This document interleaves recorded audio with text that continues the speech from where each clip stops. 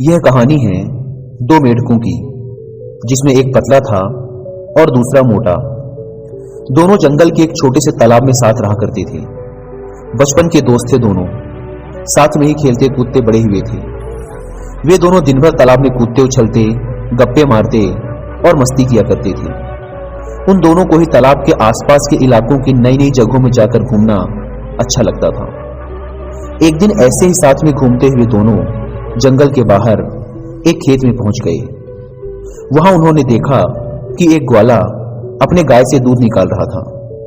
उन्होंने कभी भी किसी को ऐसे दूध निकालते हुए नहीं देखा था। ग्वाले ने दूध निकालकर एक बाल्टी में भरकर रख दिया। वे दोनों उस दूध को देखकर बड़े आश्चर्य में थे, क्योंकि उन्होंने आज से पहले यह कभी नहीं देखा था। उन्होंने तो जंगल में केवल तालाब का गंदा पानी ही देखा था। कुछ देर सोचने के बाद उन दोनों ने डिसाइड किया कि इस सफेद पानी में तैरने का मजा ही कुछ और होगा। यह सोचकर उन दोनों ने एक साथ बाल्टी में छलांग लगा दी। वहां जाकर वो देखते हैं, अरे वाह, सफेद पानी! हमने तो यह कभी देखा ही नहीं। ये क्या चीज होती है? दोनों को मजे करने तो पसंद थे ही।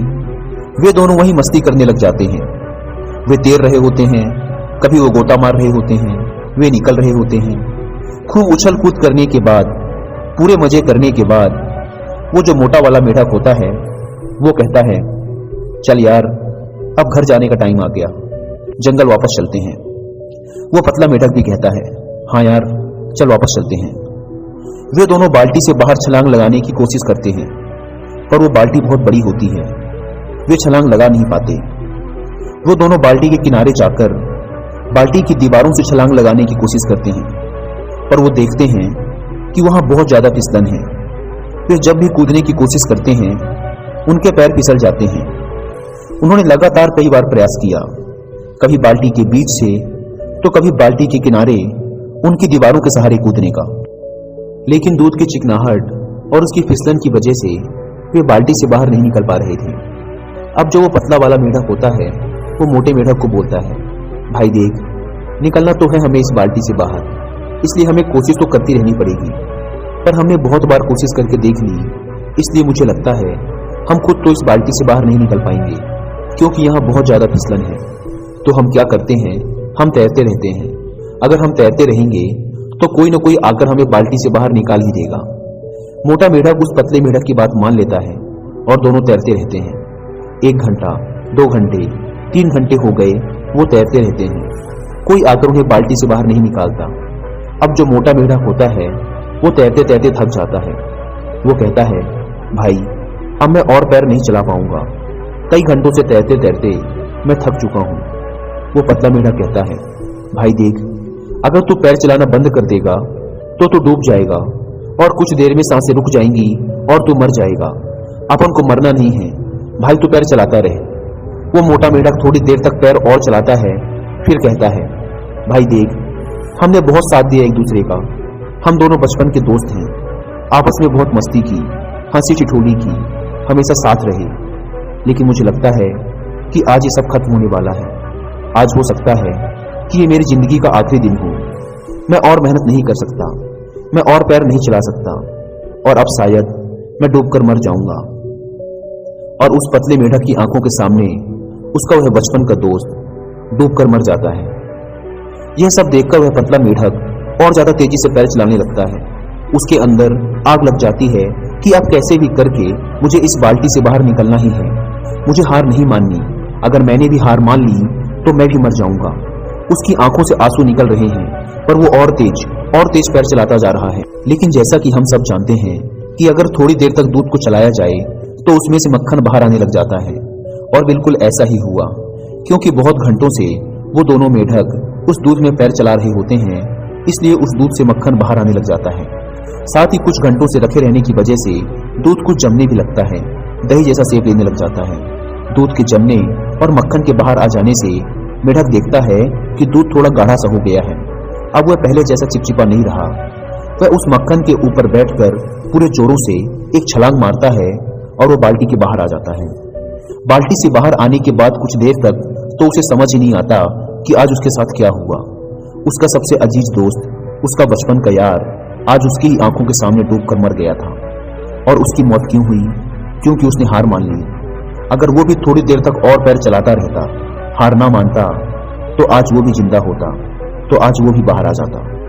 दोस्तों, इससे पहले कि हम कहानी में आगे बढ़ें, मैं आपके साथ कुछ शेयर करना चाहूंगा।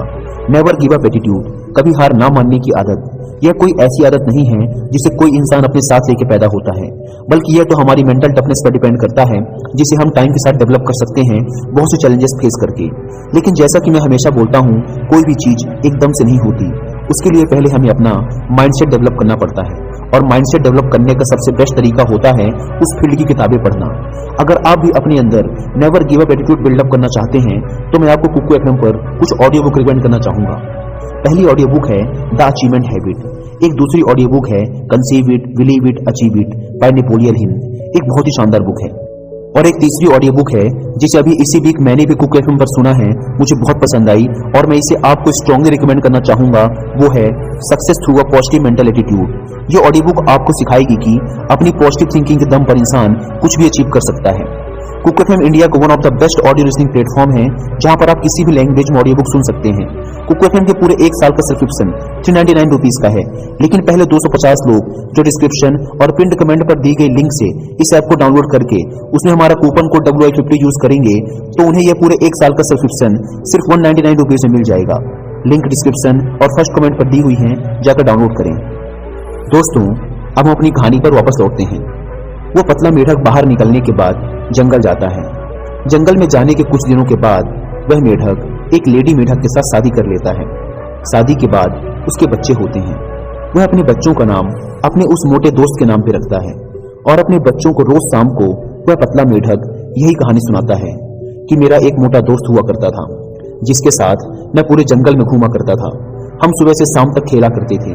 एक दिन हम दोनों एक बाल्टी में गिर गए जिसमें दूध था, और मेरा जो दोस्त था उसने हार मान ली।